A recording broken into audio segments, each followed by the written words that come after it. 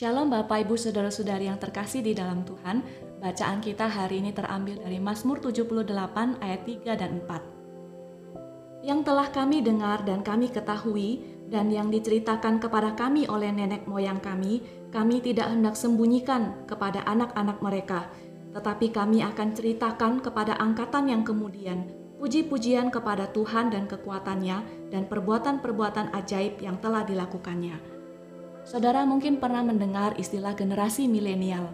Bagi banyak orang tua, generasi muda saat ini dikenal sebagai orang-orang yang sulit menerima teguran, orang-orang yang suka praktis, yang tidak ingin ribet-ribet, yang gak mau juga susah.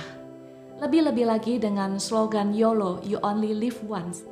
Slogan ini sering disalahgunakan untuk melegalkan gaya hidup yang ingin mengejar apapun yang disenangi karena hidup hanya sekali. Bagi banyak orang tua, generasi muda saat ini dianggap sebagai generasi yang tidak mampu bertahan lama dalam kesusahan. Saudara, terlepas dari benar tidaknya stigma negatif tersebut, bagian firman Tuhan yang kita baca hari ini menyadarkan kita bahwa akan menjadi seperti apa generasi seterusnya itu bergantung pada apa yang kita tanamkan, apa yang kita ajarkan saat ini.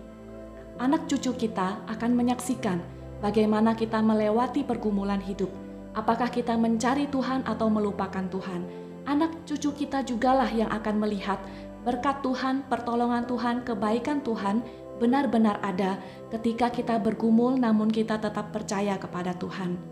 Saudara, bagian firman Tuhan ini, Israel diminta Tuhan untuk terus menceritakan perbuatan ajaib Tuhan kepada generasi berikutnya.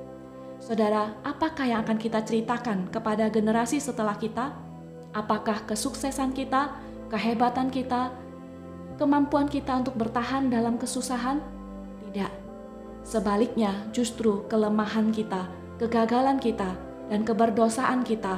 Namun di balik semuanya itu, Tuhan mengubahkan hidup kita menjadi hidup yang indah di dalam rencana Tuhan.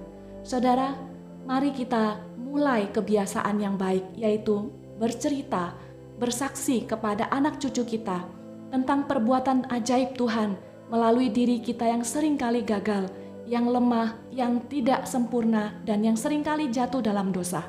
Namun Tuhan mengubahkan hidup kita menjadi indah pada waktunya. Mari kita berdoa. Tuhan, kami berdoa di hadapan-Mu. Jika kami sebagai orang tua, tolonglah kami untuk mampu mengajarkan kepada generasi berikutnya bahwa Tuhan itulah kekuatan kami satu-satunya dalam menghadapi pencobaan. Jika kami sebagai anak muda saat ini, tolonglah kami untuk boleh terbuka kepada ajaran firman Tuhan dan mau menerima didikan orang tua. Terima kasih Tuhan, dalam nama Yesus kami berdoa. Amin.